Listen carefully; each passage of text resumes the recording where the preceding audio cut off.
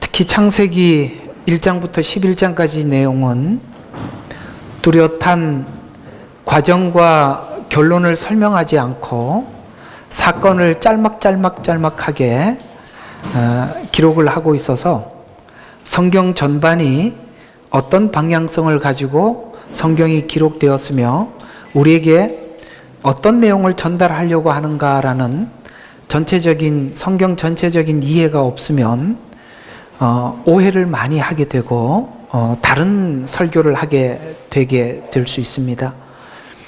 여기 아벨과 가인의 사건은 너무나도 짧은 이야기 속에 왜 하나님이 가인의 예배를 안 받으셨는지, 또 아벨은 왜 예배를 받으셨는지, 왜 가인은 아벨에게 죽어야만 했는지, 이런 이야기들이 나와 있어서 이게 성경 전체 이야기를 잘 모르면 이게 도대체 뭘 설명하려고 이 이야기를 집어넣었을까, 이런 생각이 드는 내용이죠. 또 성경에 보면 이런 이야기가 또 나오죠. 너희가 가인같이 되지 마라, 이런 말씀이 또 나오는 걸 봐서 우리가 정말 가인같이 되어서는 안 되는구나, 이런 생각이 들지요. 그게 뭔지 오늘도 여러분들과 함께 잠시 살펴볼 것이고, 정말 놀라운 것은 하나님께서 가인의 예배를 안 받으셨는데 안 받은 이유도 잘 모르겠고, 그렇다고 해서 왜 아벨을 죽였을까? 이건 더 이해가 안 가는 이야기지 않습니까? 그런데 또 이 이야기를 성경 뒤편에 이렇게 소개를 하고 있습니다. 아벨의 피로부터 샤가라의 피까지 이렇게 피가 등장을 한단 말이죠. 그러면 이 아벨의 피를 의로운 피라, 이렇게 이야기를 해서 이게 무슨 피인지 약간 힌트가 오는데, 그 피는 곧 십자가에 흘린 예수님의 피구나라고 연관이 되지요. 그러니까 이 이야기를 일단은 구도를 좀 잡아 보시면 이렇게 되는 것입니다. 가인은 죄인이죠. 아벨은 의인으로 묘사되어 있어요. 그러면 죄인이 의인을 죽이죠. 그런데 놀랍게도 죄인이 의인을 죽여 죄인이 구원을 받습니다. 누구? 앞으로 가인의 후손들이 구원을 받습니다. 그러면은 성경이 의도하는 이야기가 딱 십자가 사건하고 바로 연결이 될 겁니다. 어떻게 연결이 됩니까? 죄인인 인간들이 예수 그리스도를 십자가에 못 박으라고 외쳤고, 예수님은 죄인이 외친 그 외침에 따라서 십자가에 죽으시죠. 죄인이 죽여서 죄인이 구원을 받는, 이해가 가요? 죄인이 의인을 죽여서 의인이 구원을 받는 게 아니라 죄인이 구원받는 것이 성경 스토리구나, 그렇게 딱 감이 들어오죠. 무슨 뜻이냐면 모든 성경의 비밀들은 십자가와 연관해서 해결이 되지 않으면 다 잘못 풀어지는 거란 말이죠. 아마 여러분들도 이 가인과 아벨에 대한 예배에 대한 설교를 많이 들었을 겁니다. 아마도 이렇게들 많이 들었을 수도 있어요. 여러분, 하나님 앞에 예배의 성공자가 되십시오. 가인처럼 예배하지 마세요. 예배에 성공해야 됩니다. 라는 말은 사실 성경 전체 복음과 아주 딱 맞다, 이렇게 아주 이렇게 맞닥뜨려졌다라고 보다는 일부분 맞는 이야기지만 성경 전체가 말하고 있는 방향성과는 조금 이야기가 다를 수 있다는 것이죠. 물론 맞습니다. 여러분들 예배의 성공자가 되셔야 합니다.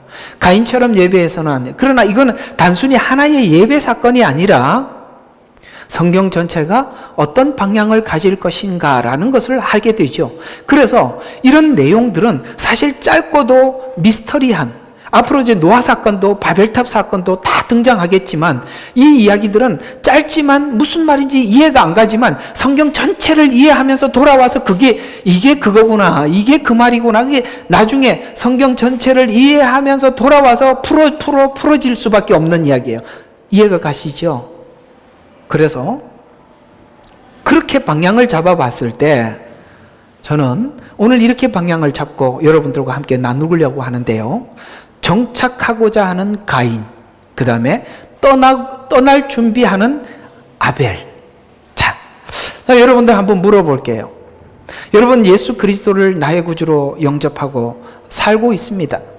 그러면 내 구주로 영접한 예수 그리스도께서 여러분에게 어떤 예수 그리스도로 믿어지고 기다려지고 있습니까? 오늘 조금 전에 사모님이 나오셔서 천국에서 만나보자 이렇게 찬양을 했어요. 그렇습니다. 여러분은 예수 그리스도를 믿지만 그 믿는 예수 그리스도가 어디까지 믿고 있느냐 이겁니다. 실제 주님이 이 땅에 다시 오실 줄로 믿습니까? 그날을 정말 신부된 마음으로 가슴 두근거리며 기다리고 계시나요? 아벨은 바로 그런 신앙의 소유자였습니다. 가인은요, 농사하는 자로서 땅에 정착하고자 그는 신앙이라는 이름을 동원했을 뿐이지 실제 그는 땅이 전부였습니다. 그것이 바로 하나님께서 가인의 죄를 지적했을 때, 가인이 그 죄를 지적받았을 때 나오는 반응이 그가 그야말로 정말 예수 그리스도를 나의 구주로 깊이 하나님께서 책망하시고 우리에게 어떤 죄를 지적을 하고 잘못을 말했을 때 안색이 변하고 그 죄를 다스리지 못하고 이러는 것들은 전부 다 정말 그리스도가 그 속에 허수아비처럼 남아있다는 증거입니다. 진심으로 예수 그리스도가 나의 구주며 정말 주님께서 하시는 말씀이 절대적인 말씀이라고 믿는다면 아마 그가 하나님 앞에 이런 죄의 지적을 받고 너는 잘못된 예배를 드렸다라고 얘기했을 때 자기를 돌아보고 성찰하게 될 텐데, 그렇지 않았다는 증거는 그 말 한마디, 하나님이 직접 지적하고 있는 이 말씀 앞에서도 안색이 변하고 기분이 나쁘고 화가 난다면 우리는 항상 사람을 의식하고 신앙생활하는 것이지 하나님을 의식하고 신앙생활하는 것은 아니라는 이야기입니다. 여러분들은 예수 그리스도를 어디까지 믿고 계시나요? 정말 주님이 다시 이 땅에 오실 줄로 믿는다면 아벨과 같은 인생을 살아야 하지 않겠습니까? 오늘 이 창세기에 아벨과 가인의 사건이 등장하고 있지만 이 내용을 성경 전체를 관통해서 요한계시록까지 가서 봤을 때 분명히 아벨은 다시 오실 주님을 기다리는 신부로서 삶을 살았다는 것을 확인해 볼 수가 있습니다. 오늘 그것을 우리가 성경 전체가 이야기하는 것과 오늘 아벨과 가인의 사건을 연관시켜 여러분과 제가 함께 은혜를 나누어 보도록 하겠습니다. 이게 왜 지금은 엘리야 때처럼 이게 나오죠? 아, 여기서 했구나. 빨리 또 지나가서 빨리 안 넘어가요. 자, 여기 이야기인데요. 자, 여기 보면 4장부터 이제 한번 4장 앞에 있는 3장을 한번 봅시다. 자, 3장 15절. 요거하고 이렇게 3장 4장을 자꾸 이렇게 비교해서 봐야 돼요. 3장 15절, 그녀의 씨는 너의 머리를 부술 것이요 너는 그의 발꿈치를 부술 것이라 라고 하나님께서 하와에게 말씀하셨죠. 너의 후손. 여기서 이스라엘 백성들이 후손이라고 말하는 그 그녀의 씨, 후손이라고 말하고 있는 이 씨는 남성이에요. 이해가 가요? 그래서 성경은 항상 누구를 소개할 때마다 누구의 아들, 이렇게 그 아버지 이름을 등장시키고 있듯이, 그래서 하나님은 이제는 아담과 하와가 범죄하고 난 이후에 이 에덴 동산에서 쫓겨나죠. 쫓겨나지만 하나님은 한 가지 약속을 하죠. 어떤 약속? 너의 후손을 통해서 너를 타락하게 만들었던 이 뱀의 머리를 부수게 할 것이다 라고 했습니다. 약속을 받고 나왔습니다. 죽으리라고 말씀하신 그 죽음이 아담과 하와에게 올 수밖에 없었어요. 그들은 그 죽음을 맞이할 수밖에 없었지만 하나님이 그 약속을 하셨는데 설마 했는데 드디어 등남했습니다. 그래서 4장 1절이에요. 그녀가 임신하여 가인을 낳고 말하기를, 그게 그냥 아들을 낳았습니다 정도가 아니라 주로부터 남자를 얻었다라고 외칩니다. 무슨 말일까요? 너의 씨를 통해서 사단의 머리를 부술 것이라고 했는데 드디어 자식을 낳음으로써 하나님께서 언약이 첫 성취됐다는 것을 그가 믿고 이 일이 주로부터, 하나님의 그 언약으로부터 이루어졌습니다. 그러면 이 일이 죄로 끝나는 것이 아니라 심판으로 끝나는 것이 아니라 하나님의 구원이 약속되었습니다. 성취되었습니다. 내가 그 성취의 첫 눈을 떴습니다. 그걸 봅니다. 라는 말이 주로부터 남자를 얻었다는 거예요. 그건 단순히 우리가 한 자녀를 얻었다는 수준이 아니라 하나님의 약속이 성취되어 가고 있는 것을 하와가 확인하고 기뻐서 하나님 앞에 외친 외침이에요. 내가 주로부터 남자를 얻었다 아니라 주로부터 남자를 얻어 하와 자신을 통해서 인류가 구원받게 될, 드디어 하와는 소망을 갖게 됩니다. 아, 쫓겨난 게 끝이 아니구나. 하나님께서 마치 가죽옷을 지어 입혀 주시듯이 하나님께서 그 언약을 이루어가고 있구나라는 것을 보게 되죠. 또 앞에 있는 3장에 있었던 사건, 3장 24절에 보면 에덴 동산의 동편에 그룹들과 두루 도는 불타는 칼을 놓아 생명나무의 길을 지키게 하여, 생명나무 열매를 먹으면 우리가 영생하는데 그 죄된 상태에서 생명나무 열매를 먹으면 인간이, 그 보세요. 앞으로 가인의 후손들이 얼마나 악랄해집니까? 그러나 악랄해질 수밖에 없는 인간이 생명나무 실과를 먹게 되면 이 인류가 어떻게 되겠어요? 그걸 빨리 감추는 게 축복이죠. 만약에 히틀러가 지금도 살아있다면, 여러분들이 지금 최악의 인간들을 한번 떠올려 보십시오. 그 인간들이 지금도 살아있다면 이 지구가 지금 어떤 상태가 되어 있겠어요? 하나님은 인간이 죄된 상태로 영생하지 못하도록 빨리 그들을 에덴에서 추방시키고 다시는 들어오지 못하도록 불칼을 두었습니다. 우리가 정죄되지 않고 하나님 앞에 은혜를 받지 않고 죄인이 의 안에 온전히 들어오지 않고 생명나무 실과를 먹었을 때 하나님은 상상하시는 거죠. 그래서 쫓겨나는 것이 축복입니다. 그래서 두루 도는 불타는 칼을 놓아 생명의 나무를 지키게 하였는데, 놀랍게도 하나님은 이것으로 다시는 못 들어오게 하는 것이 아니라 등남하여 아벨을 하나님께서 주시고, 아벨을 주셔서 하나님께서 이 언약을 어떻게 성취할까라고 기대했더니 하나님께서는 그 언약의 성취의 방법을 어떤 식으로 계시해 주셨냐면 바로 예배라는 방법이에요. 예배예요. 여러분, 예배는 너무나도 귀한 거예요. 이스라엘 백성들에게 하나님은 예배라는 방법을 통해서 항상 하나님과의 만남을 약속하시고 성막을 짓게 하시고 내가 너를 거기서 만나고라고 말씀하셨어요. 거기서 만나겠다는 거예요. 그래서 하나님이 우리와 영원히 이별한 것이 아니라 우리가 일생을 살아가는 과정 속에서도 여전히 하나님을 만날 수 있는 통로를 열어주셨어요. 그래서 아벨과 가인에게 제사라는 지금의 예배죠. 이 통로를 열어둠으로써 계속 하나님의 만남의 장을 활짝 열어두셨다는 것이죠.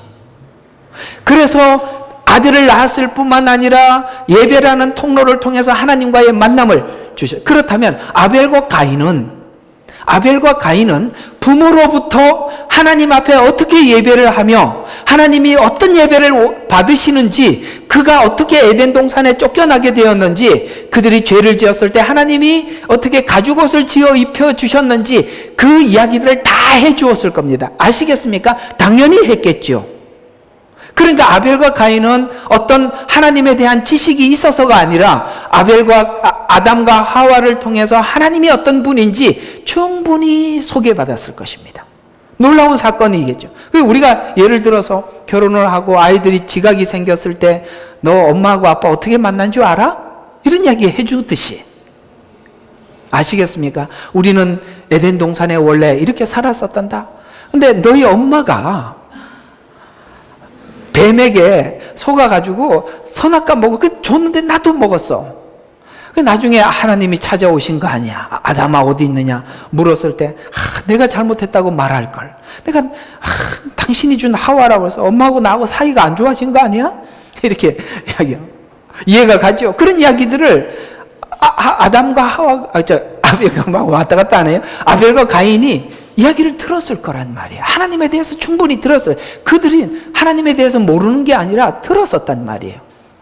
그런데 무슨 일이 있었냐? 자, 그래서 아벨과 가인의 사건을 통해서 죄를 통해 생명나무를 열매를 먹지 못하게 된 상태에 놓인 인류에게 생명의 길을 열어놓음으로써 그 길이 마치 아담과 하와에게 지어 입혀 주었던 3장 21절에 가죽옷으로 만든 옷을 만들어 입혀 주어. 아시겠습니까? 이걸 내가 가죽옷을 내가 취해서 뭔가 양을 잡아서 내가 옷을 입은 게 아니라 하나님이 입혀준 옷. 아멘.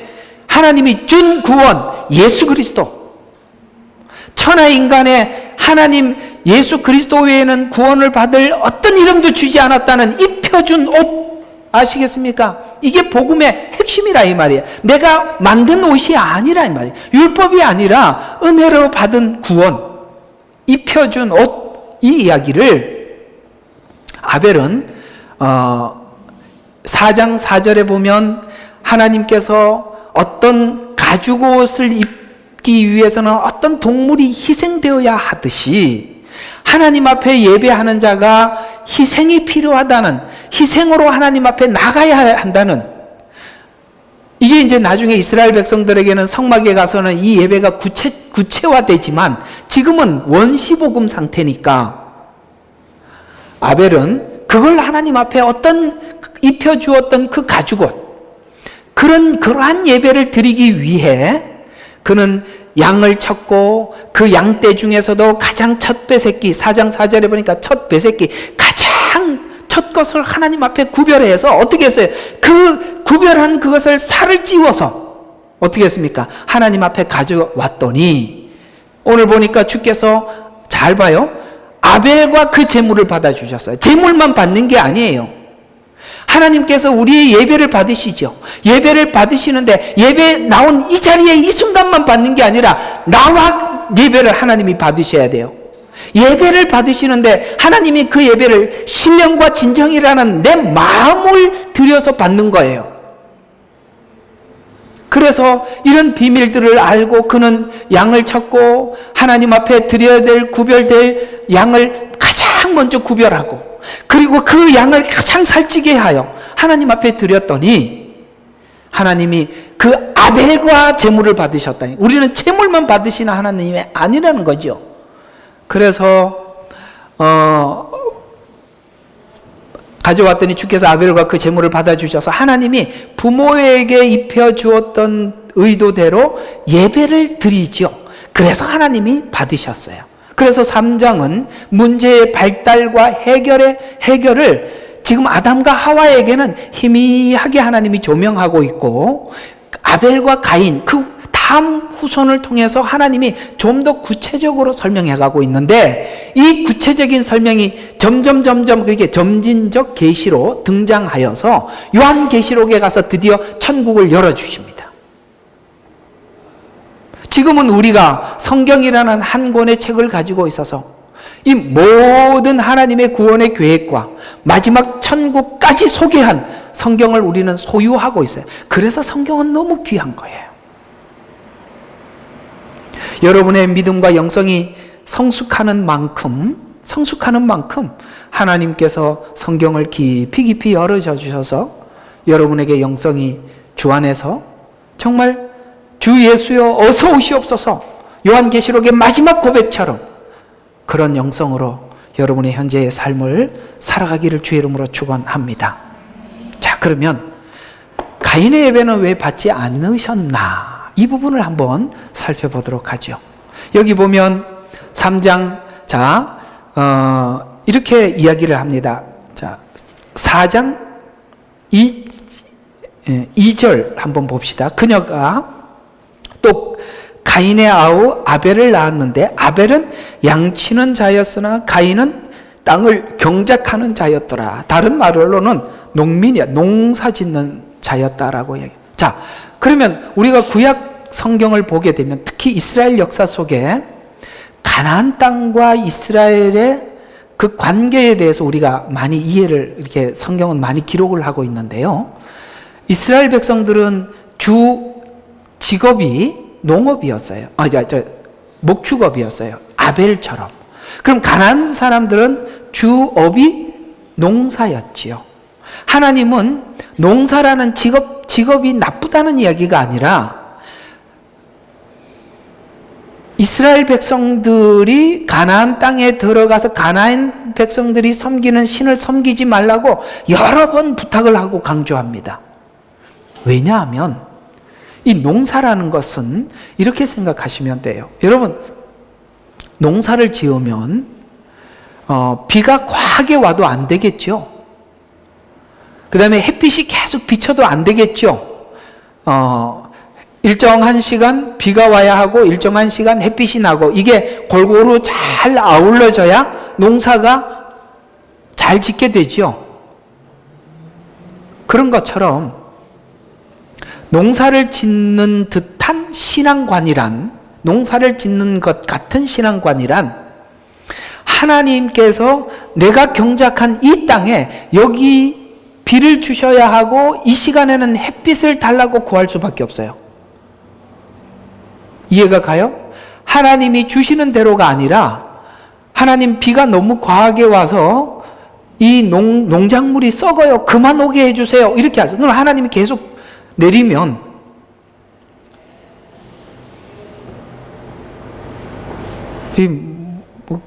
갑자기 말이 생겨요. 계속 비가 오면 어떻게 해야 돼요? 어떻게 하든지 수단과 방법을 동원하지 않고 비가 멈출 수 있도록 하나님 앞에 구할 수밖에 없어요. 그러면 나중에 하나님이든 누구든 상관없어요. 누구든지 비만 멈춰주면 돼. 이게 가나안 족속들이 자기 위주로 신을 섬겼을 때 나타나는 현상이에요.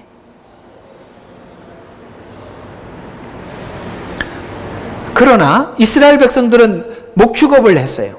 하나님께서 초장을 준비하고 그 하나님께서 초장을 준비한 대로 여기 양떼들이 충분히 먹고 꼴이 없으면 또 옮기고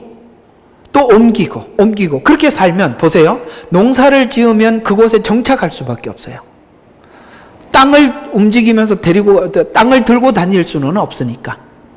그러나 양을 치는 자들은 언제나 여러분 유목민들의 생활은 몽골이나 중동에도 많은 유목민들이 있듯이 유목민들은 절대로 집을 짓고 오래 정착할 수가 없어요.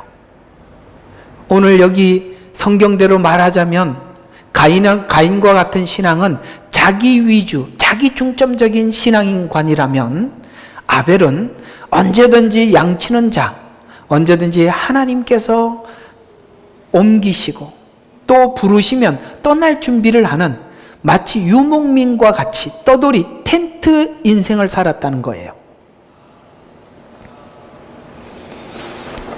자, 그런데 여기 가인은 지금 직업에서 농업인데 놀랍게도 이 땅에서 나는 소산을 하나님께 드렸는데 안 받으셨다라고 말씀하고 있어요. 그러면 왜 땅에 나는 것을 받지 않았을까? 3장 17절에 그 대답의 키가 있어요. 땅은 저주를 받고 라고 말씀하고 있죠. 땅은 너로 인하여 저주를 받았단 말이에요. 그런데 지금 땅은 어떤 상태예요? 저주를 받은 상태라 이 말이에요. 그러나 레위기에 가보면 다시 이 소재, 땅에서 나는 곡물을 하나님께 드리라고 말씀하고 있어요. 여기는 안 받으시고 거기는 받으시는 게 아니라 놀랍게도 이 저주받은 상태가 땅이 노아 홍수 이후에 하나님이 약속하시면서 저주가 풀립니다. 창세기 8장 21절 주께서 그 향기를 맡으시고 주께서 그 마음속에 말씀하시기를 내가 다시는 사람으로 인하여 땅을 저주하지 아니하리니. 이해가 가세요? 그 사이에 가인이 하나님 앞에 예배를 드리는 그 순간은 분명히 땅이 저주를 받은 상태예요. 이게 뭘 이야기할까요? 계속 그냥 보십시다. 그래서 창세기 8장 21절에 주께서 향기를 맡으시고 주께서 그 마음으로 말씀하시기를 내가 다시는 사람으로 인하여 땅을 저주하지 않으리. 이는 사람의 마음의 상상이 어려서부터 악함이라. 내가 다시는 내가 행한 것과 같이 살아있는 모든 것을 죽이지 아니하리라. 가인의 예배를 받으실 수 없는 것은 저주받은 땅에 난 곡식을 하나님께 드림으로 받을 수 없었어요. 이런 것처럼 여러분, 우리 앞에는 복과 저주를 내 앞에 두었습니다. 그 복과 저주의 선택은 우리가 하는 것이지요. 오늘 가인은 그것을 저주받은 땅의 선택을 했지요. 무슨 말일까요? 가인의 일상의 삶은 늘 하나님이 기뻐하지 않는 일만 하고, 그리고 하나님 앞에 순간적으로 예배만 드리면 된다고 생각을 했어요. 그래서 땅에 나는 곡식을 가지고 나름대로 그냥 하나님 앞에 드린 것이죠. 그 예배는 하나님이 결코 받을 수가 없어요. 그러면 여기에 예배가 무엇인지, 예배의 정의가 등장하게 되는데, 예배란 삶이라는 것으로 비교를 할 수 있습니다. 그렇습니다. 예배는 주일날, 수요일날 드리는 것이 아니라 여러분의 삶이 어떤 선택을 하며 지금까지 살아왔느냐, 이것입니다. 그래서 아벨과 함께 그 제물을 받으신 것이지 제물만 받으시는 하나님이 아니라는 것이지요. 여러분의 삶이 정말 삶 속에 하나님 앞에 삶의 예배가 되시기를 주의 이름으로 축원합니다. 가인은 스스로 선택한 결과를 얻은 것이지요.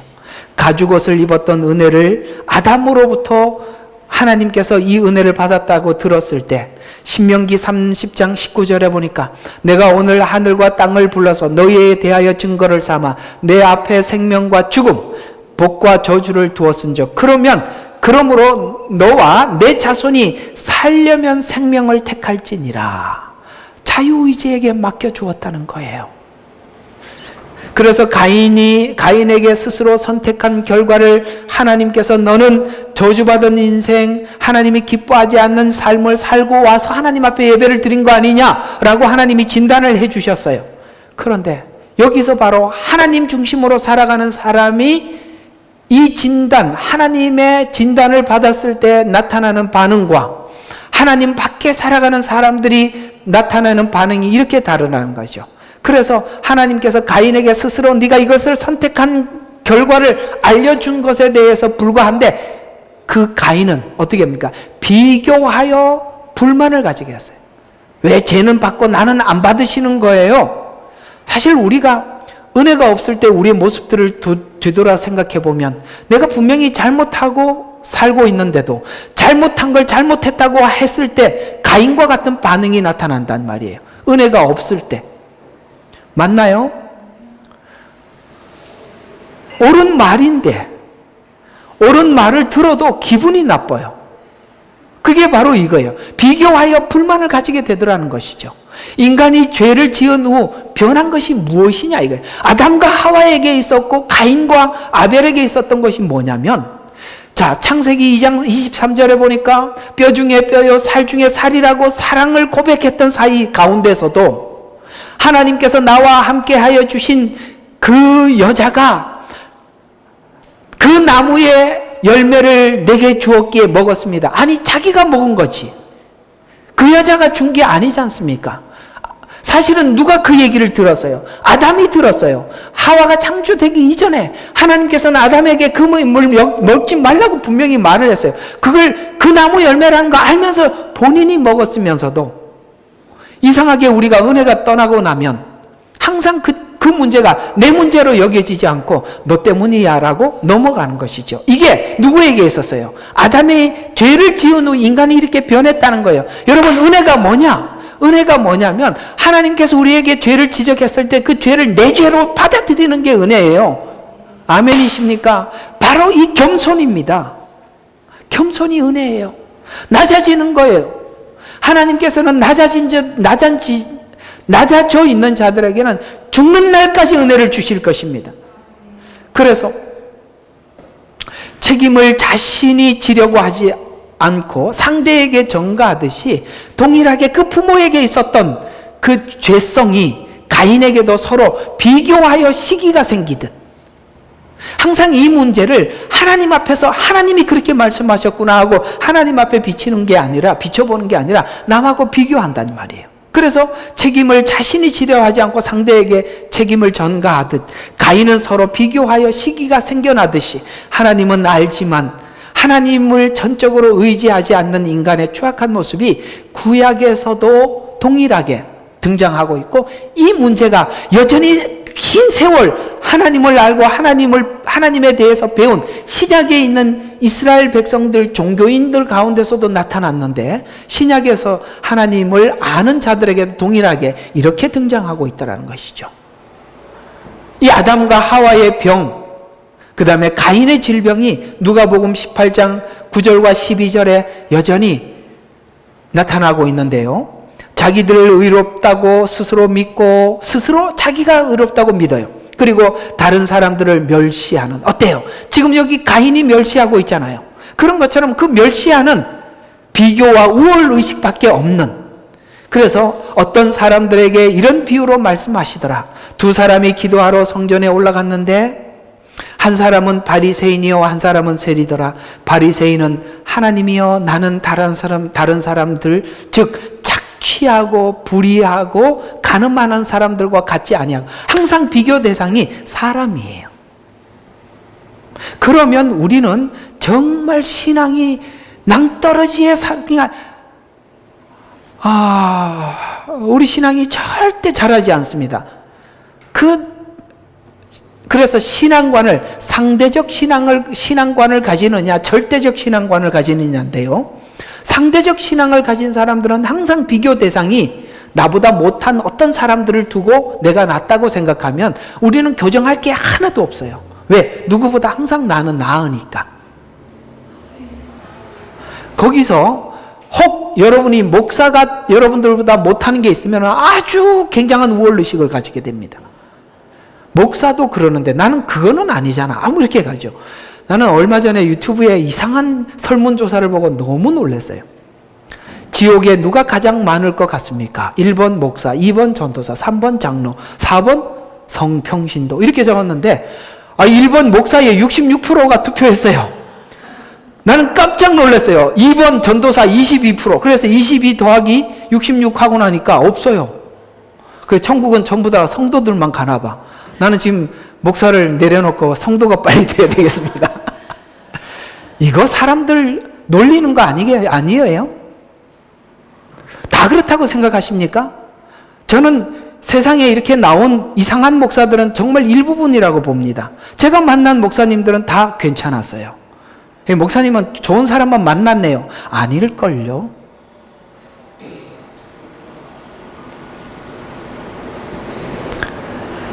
참 어떻게 이런 설문조사를 했고 거기 응답하는 사람들도 어떻게 66%가 목사, 그러면서 그 밑에 댓글을 봐서 왜 66%에다 여기 목사에다 체크했을까? 너무 궁금했어요. 전부 다 하는 말이 목사는 돈만 밝혀. 제가 언제 돈 밝혔어요? 그게 뭐냐면 자기들이 돈밖에 모르는 거예요. 반대라고요, 반대. 아시겠습니까? 자기가 돈의 가치를 1순위에 두니까 그것만 보이죠. 왜 다른 은혜는 끼치는 건 왜 못 보죠? 저는 그렇게 봐요. 저는 사실 신학교에서 오랫동안 강의를 해왔고 제자들을 양성했었어요. 그러나 여러분, 신학교 온다는 게 아무나 오는 게 아니에요. 신학교를 온다는 것은 내가 지금까지 꿈꿔왔던 인생의 방향을 전부 바꾸는 겁니다. 그게 쉽다고 생각하십니까? 신학교 오는 사람들 정말 박수 쳐줘야 돼요. 거기에 오기까지 그는 많은 것을 결단하고 온 거예요. 자기의 어떤 삶의 방향, 자기가 목적했던 모든 것을 내려놓고 온 거 아니겠습니까? 그런 마음으로 시작한 사람이 아무리 변질되든 뭐가 얼마나 변질되었겠어요? 그걸 간직한 사람들 많습니다. 나는 66%에다가 전도사가 또 20%, 그것도 왜 전도사가 들어가 있는지 모르겠어요. 교육자들은 지옥 갈 사람이 88%인 거예요. 나머지 12%는 누구야? 그건 아니잖아요. 사람들이 그런 식으로 보면 목사가 하는 말을 누가 듣겠냐 이 말이에요. 저 지옥 갈 놈이 설교하고 앉아 있는데.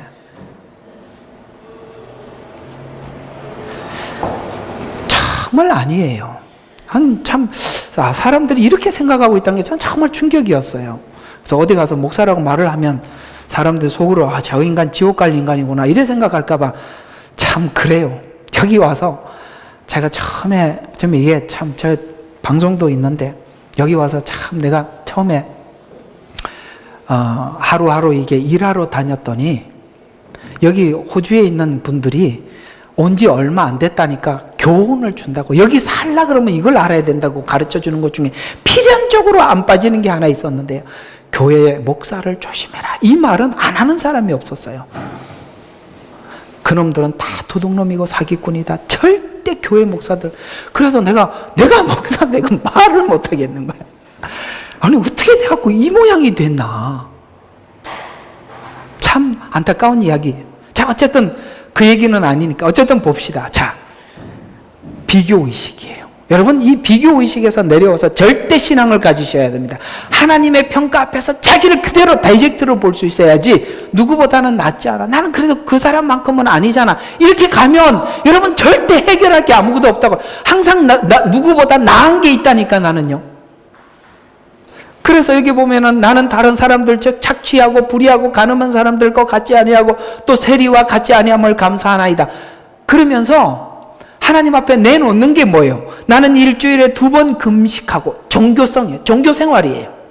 종교생활에서 최고라는 거예요. 그 다음에 11조를 드린다는 것은 내 삶에서 하나님 앞에 가장 귀한 것, 마치 아벨이 살찐 것을 첫 것을 구별하듯이 하나님 앞에 구별했습니다. 이게 하나님 앞에 자랑이라고요. 근데 예수님이 오셔서 이 독사의 새끼들이라고 했고 외식하는 자들의 회칠한 무덤이라고 했어요. 그걸 받아들일 수가 있겠냔 말이죠. 그 말하는 사람 죽여버려야죠. 그래서 십자가에 죽인 거예요.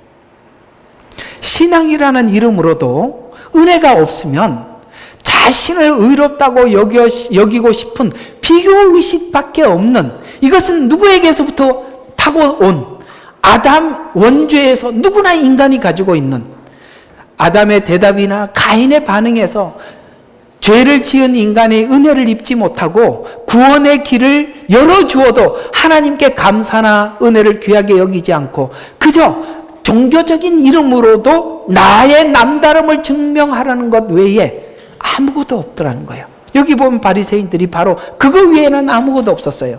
그래서 인간의 현실이 아담의 죄를 끊고 은혜의 문에 들어가지 않는 한 거룩한 것을 알아도 거룩을 소유할 능력이 없음을 잘 설명해주고 있는 거예요. 이건 비단 인류의 조상인 아담과 가인의 이야기 정도를 넘어서서 신약에 와서 가장 정교적으로 포장한 그야말로 거룩하게 사람들에게 인정받고 있는 바리새인들이나 서기관이나 제사장들에게도 동일하게 나타난 것처럼 우리가 은혜를 은혜답게 받지 못하면 신앙이라는 이름으로도 자기를 증명하는 것 외에는 아무것도 할 수 없다는 것이죠.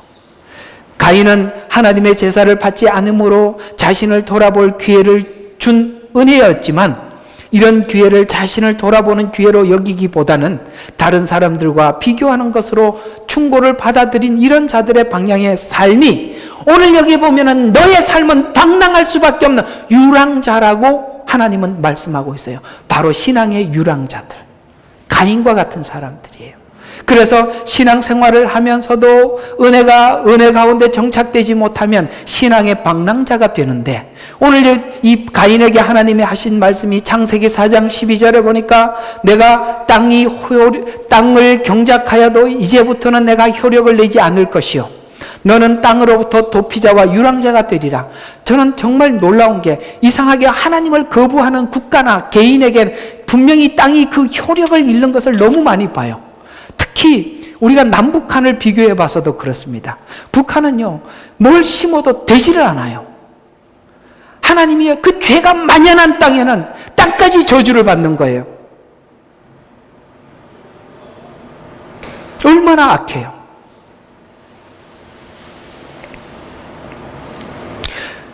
그 악함의 가장 큰 증거는 교회를 전부 다 말살하고 하나님의 이름을 부르지 않고 하나님의 사람들을 박해하는 땅은요 무조건 이렇게 됩니다. 중동 땅 가보십시오. 놀랍게도 은혜가 있는 땅은요 땅이 효력을 내요. 그러나 죄가 만연한 곳은 하나님께서 땅까지 뭐 했어요? 효력을 내지 않을 것이요 너는 어떻게 돼서 땅에서 도피자와 유랑자가 될 것이다.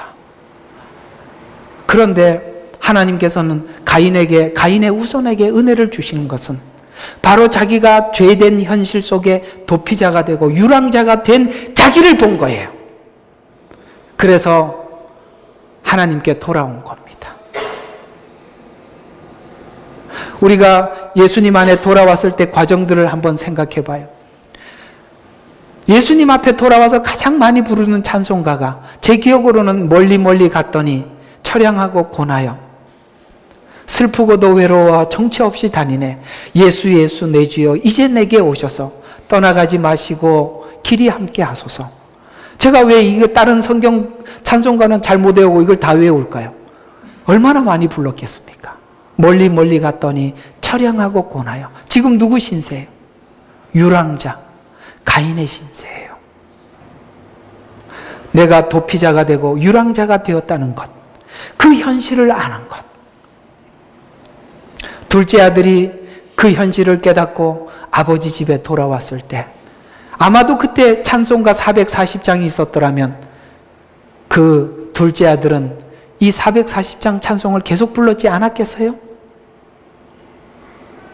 그 440장이 아까 불렀던 그 이거예요. 장수까지 제가 기억하고 있다는 거. 제가 원래 숫자를 못 기억하는데 장수를 기억합니다. 유랑자, 방랑자. 여러분, 내가 유랑자가 되고 방랑자가 되어 있다는 현실을 아는 것, 하나님의 은혜의 장을 여는 출발이기도 합니다. 그래서 13장에 보니 가인이 주께 말씀드리기를 내 벌이 너무 감당하기에 크니이다. 왜요? 땅에서 드린 재물을 받지 않아 땅은 효력을 잃고 땅에서 방랑자가 되었어요. 그래서 그 벌은 너무 커요. 이 말은 인간 현실을 매우 잘 설명하고 있는데 아담의 범죄로 인해 땅이 저주를 받았지만 가인의 범죄로 인해 땅이 그 효력을 잃어버렸어요. 그래서 삶의 저주는 은혜를 은혜답게 바꾸지 못해 내가 유랑자가 되는 것인데 잘못을 할 수는 있지만 죄를 지을 수도 있지만 더 중요한 것은 우리가 죄 지은 이후의 태도인데 하나님께서 그 잘못에 대해서 말씀하셨을 때 그 충고를 어떻게 받고 해결해 나가는가, 이게 더 중요한 것입니다. 누구든지 잘못할 수 있어요. 누구나 가인처럼 살 수 있어요. 문제는 그 지적을 받았을 때 우리가 어떤 마음으로 어떤 태도로 그 지적을 받아들이느냐의 거죠. 또 가인의 범죄는 그가 선택한 삶에서 온 문제인데 아담의 범죄 이후에 땅이 저주를 받은 것을 그는 이미 알고 있었어요. 그런데 가인은 저주를 받은 땅에 소산을 드린 것처럼 땅의 열매를 내기까지 또 열매를 드리기까지 자신이 선택한 저주의 삶을 살아서 하나님 앞에 죄를 드린 것이. 그래서 이 정리를 해보면 여기 보면 이 가인의 이야기가 대부분 길고 아벨은 잠깐 등장했다 죽고 끝나버려요. 그래서 가인은 알면서 스스로 죄를 지었고 스스로 선택한 삶에 대해서 평가를 받았을 때 자신을 돌아보지 않고 문제의 원인을 상대에게 돌려서 그것이 바로 가인의 저주가 된 것인데 성도가 된 이후에 우리가 달라진 것이 무엇이냐? 가인과 같이 하나님 앞에 지적을 받는 자리에 와 있다는 거예요. 세상 사람들은 이 지적조차도 받지를 않는데 우리는 하나님이 가인에게 이렇게 지적하듯이 지적을 받는 자리에 와 있어요. 이게 로마서 6장 12절의 말씀이에요. 한번 볼까요? 이렇게 말씀하고 있어요. 몸의 정욕 가운데 죄에게 순종하지 말고 또 너희 지체를 불의의 병기로 죄에게 내어주지 말고 다만 너희 자신을 죽은 자들로부터 살아난 자들처럼 하나님께 드리며 그 다음에 너희 지체를 의의 병기로 하나님께 드리라. 자, 여기 뭔가 하지 마라.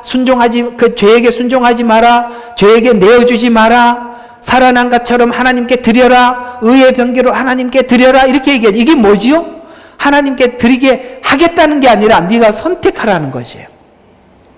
우리는 이제는 이 길로 가면 끝이 어떻게 되는지 알아요. 가인의 길이고 이쪽 길이 아벨의 길인 줄 알아요.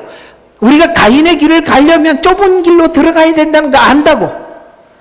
그리고 넓은 길로 갔을 때 그 결과가 어떤지 다 보고 있단 말이에요. 알면서도 그 길로 간다는 것은 우리는 가인보다 더한 죄를 짓는 거예요. 그래서 우리가 하나님께서 하지 마라 하나님께 드리라 이렇게 표현하고 있는 거예요. 그러면서 하나님께 자신을 드리라고 명하고 있어서 이래야만 가인의 문제에서 벗어날 수가 있다라고 말씀하고, 네가 그래야만 네가 육체의 정욕에서, 그래서 안 되더라도 하나님께 드리라는 거예요. 아멘. 안 되더라도 하란 말이에요. 하나님, 저는 이렇게 내 마음속에 자발적인 마음이 생기지 않아서 안 하겠습니다, 이러지 말고 안 될 때는 하라니까. 교회 가기 싫으면 도우라니까. 하셔야 돼요. 그게 율법이 아니에요. 그게 여러분을 지키는 일이라고요. 하세요. 드리라고 하지 않습니까? 그래서 의의 선택은 다스림에서 오는 거예요. 그래서 6절과 7절에 보면 책망을 들으면 안색이 변하고 남들과 비교하기만 하면 뭐냐면, 우리가 자꾸 비교의식에 빠져 있으면요, 죄가 엎드려진대요. 문 앞에. 이게 무슨 쌓인대. 여러분, 죄가 쌓이면 무슨 일이 생기느냐면은 죄에 대한 감각이 둔해져요. 무섭습니다. 여러분, 교회 다니면서 교회 안에서 나타날 수 있는 질병은 죄에 대한 지적을 받으면서 그걸 계속 거부하면 다 알아. 내가 모르는 게 아니면서 그게 엎드려지면 아주 무감각해지고 웬만해서, 그래서 이상하게 우리가 가끔씩 교회에 오래된 장로들이나 목사들을 충격 주는 사람이 있어요. 누구? 새신자. 새신자가 충격을 준다니까요.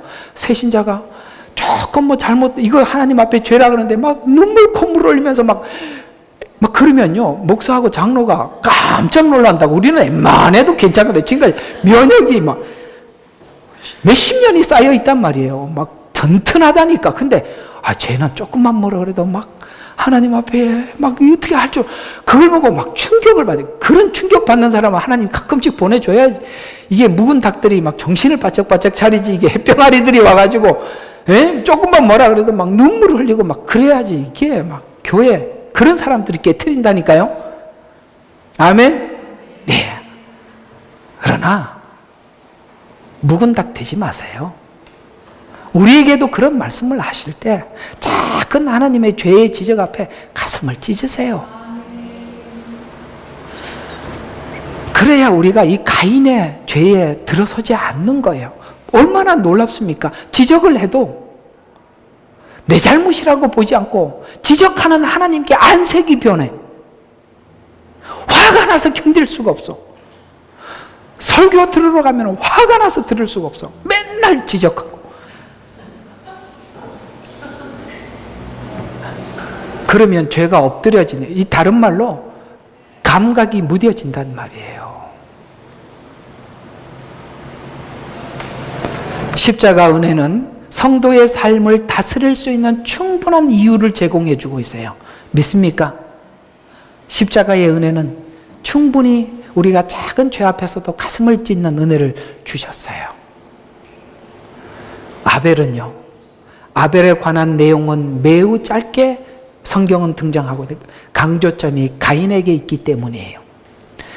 여기 보면 가인은 4장 2절은 양치는 자였으나 4절에 보면 아벨도 자기 양떼 가운데 첫 배 새끼들과 그 살찐 것을 가져왔더니, 아벨의 삶은 아담에게 들었던 하나님이 주셨던 가죽옷을 잘 기억하고 그 가죽옷을 하나님 앞에, 동물을 희생해서 하나님 앞에 드리기 위해서 양을 치는 자가 되었는데, 놀랍게도 여러분, 양 새끼들이 새끼를 낳잖아요. 그러면 가장 먼저 나온 새끼에게 딱 표시를 하는 거예요. 왜요? 나중에 다 태어나고 뭐 어떤 놈이 첫 번째 나면 모르잖아요. 다 비슷비슷하게 생겼으니까 표시를 탁 해놓고 하나님 앞에 드릴 때까지 그 양에게 가장 먼저, 그러니까 먹이를 가지고 와도 그 양에게 먼저 주고 나머지 양들에게 주는 거예요. 이게 무슨 뜻일까요? 우리의 삶의 가장 우선순위가 하나님이에요. 항상 하나님을 먼저 생각하는 거예요. 하나님이 이렇게 하면 기뻐하실까? 하나님이 영광을 받으실까? 이걸 생각하는 거예요. 그래서 그 첫째 것을 구별하고, 그래서 여러분 모든 삶의 첫 번째로 시간도 하나님께 드릴 거 다 드려놓고 나머지 여러분 거 쓰는 거예요. 아시겠어요? 바빠서 못하겠는데요. 그런 얘기는 이제 그만할 때가 됐잖아요. 뭘 바빠? 가장 우선순위에다 올려놔봐요. 왜 못해요? 할 수 있습니다. 신기하게도 줌에도 꼭 예배를 들어오는 거 보면 가장 멀리 있는 사람이 먼저 들어오고 가장 가까이 있는 사람이 가장 늦게 그것도 신기하대. 나는 거리가 먼 사람들만 옛날에 차 타고 다니고 걸어 다닐 때만 그러는 줄 알았는데 어떻게 줌에도 그러는지 그게 이해가 안 가. 주생명 선교교회 교인들은 항상 꼴찌 들어와요. 왜 그런지 모르겠어요. 제가 한번 지적해 놨습니다. 빨리 들어오세요. 시간을 가장 먼저 구별하세요. 왜 그러세요? 제가 이제 청년 때 신앙생활을 하는데요. 저희 집이 우리 교회에서 제일 멀었는데요. 항상 내가 제일 먼저, 그것도 신기하대요. 근데요, 교회 바로 옆에 있는 사람은 꼭 뛰어와요. 근데 목사님이 어느 날 화가 나서 문을 잠궈버렸어. 그 다음부터는 일찍 오대. 그래도 시험 안 들고 딴 교회 안 가는 교회 정도 되니까 문을 잠그지. 그거 뭐 아무나 잠글 수 있는 건 아니니까. 항상 1순위예요. 시간을 거꾸로 계산해서 쓰는 거예요. 8시 예배면 1시간부터 스탠바이 해야죠. 마음의 각오. 1시간 전이다. 20분 남았다. 몇 분 남았다. 항상 머리로 또 시계 보고 또 시계. 수십 번 보셔야죠. 8시 20분이나 됐네. 이게 무슨 이런 게 어디 있어요, 그래? 말도 안 되는 거예요. 여러분, 아벨이 어떻게 예배 드렸는지 보세요. 하나님이 가장 우선이라면 이렇게 공예배 드리는 거는 가장 우선이 되어야 하는 거예요. 예배도 화면 열어놓고 하나님 앞에 예배 드리고.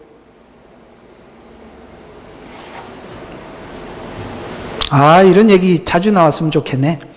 자, 그래서 첫 배새끼 살찐 것을 가져왔더니 아벨의 삶은 아담에게서 들었던 하나님이 주셨던 가죽옷을 기억하고, 그래서 하나님이 준 옷, 그 다음에 하나님이 준 의, 하나님이 준 믿음. 바로 하나님이 준 의의 옷은 은혜의 옷입니다. 성경에 보면 잔치에 초대받은 사람이 예복을 입지 않고 와서 쫓겨났잖아요. 그 옷, 바로 아벨은 그러한 삶, 그러한 옷을 입었답니다. 은혜가 우리의 모든 것을 주관하게 해야 합니다. 그래서 우리가 은혜가 뭘 하게 해야 돼요? 예배하게 해야 하고, 은혜가 헌신하게 해야 돼요. 아시겠습니까? 은혜가 예배하게 하면 문제가 생기질 않아요. 근데 은혜가 예배하는 게 아니라 내가 예배하러 왔다고 사람들에게 알리기 위해서 예배를 하기 시작하면 가인의 예배가 되는 거예요. 은혜가 예배하게 해야 하고, 은혜가 헌신하게 해야 하고, 은혜가 충고를 듣게 해야 돼요. 은혜가 감사하게 해야 하고, 은혜가 축복하게 해야 돼요. 모든 것이 은혜가 근거가 되어야 돼요. 그러면 이 모든 것이 하나님의 준 것으로 하는 거예요. 그게 바로 아벨의 삶이었어요. 아벨은 그렇게 자신의 삶을 하나님의 준 것으로 살았어요. 하나님이 준 것으로 살았어요. 그래서 가장 우선적으로 첫 새끼 살찐 것을 하나님께 먼저 드렸고, 하나님 것을 살찌웠어요. 그래서 항상 하나님 앞에 이런 생각을 한번 해봐요. 내가 11조를 드리면 나머지 10분의 9가 이만큼 생기겠구나, 이런 생각보다는 생각을 바꾸라니까. 내가 돈을 많이 벌어서 11조를 많이 들으면 하나님이 얼마나 기뻐하실까, 이게 먼저 초점이. 나머지 10분의 9에 관심이 있으면 안 돼요. 아시겠습니까? 그게 진짜 더 기쁘잖아요. 이렇게 하나님께 드려서 하나님께 드려진 게 얼마나 기뻐. 바로 이런 거죠. 하나님의 것을 살찌웠어요. 모든 삶의 선택에 있어서 하나님이 우선이었어요. 이것이 바로 아벨의 삶이었고, 의의 삶은 죄인의 삶에 의해서 무참히 죽어갔지만, 하나님은 아벨의 삶은 하나님이 인정하셨듯이 예수 그리스도께서는 죄인된 인간에 의해서 죽으셨지만, 그러나 예수님의 죽음으로 가인의 후손인 죄인들을 구원하는 피가 되셨어요. 그래서 아벨의 피로부터 샤가라의 피까지라고 그 피를 증거하신 것입니다. 여러분, 복음성가 안에 보면은 주님만 기억하시면 족하리, 이런 말씀이, 이런 복음성가가 있듯이 여러분이 항상 그걸 생각하면 좋겠어요. 주님만 기억하면 족한 겁니다. 의인의 죽음의 삶으로 죄인을 얻게 하듯이 그것이 하나님만 기억한다면 우리가 족한 삶을 살아. 세상은 가인 같은 자들이지만 의인의 죽음으로 죄인들을 살려낸 것입니다. 결론적으로 가인은 왜 농사를 지었을까? 가인은 농사는 가나안 땅에 있는 사람들의 주 직업이었죠. 그것은 바로 자기중심적인 삶, 자기중심적인 신앙을 가질 수밖에 없어서 그럴 수밖에 없었지만 아벨은 하나님께서 떠나라 그러면은 언제든지 조촐하게 떠날 수 있는 텐트. 그래서 성막이라는 말이 원어로 보면 텐트라는 말이에요. 우리는 텐트에 살고 있는. 왜? 주님이 언제든지 부르시면. 그래서 우리가 주님과의 만나는 그 신랑된 예수 그리스도를 만날 그날만 우리 마음속에 가슴속에 두고 살아가고 있잖아요. 그게 그렇게 산다면 누구든지 아벨 같은 요한계시록의 주 예수여 어서 오시옵소서 이런 신앙으로 산다면 우리는 누구나 한결같이 아벨과 같은 신앙관으로 살아가게 될 것입니다. 여러분 이제 아벨과 가인을 통해서 하나님 우리 모두에게 질문하고 계십니다. 얘야, 나를 믿는 목적이 세상이냐 천성이냐 이렇게 묻고 있습니다. 여러분 뭐라고 대답하시겠습니까? 기도하겠습니다. 아버지 하나님,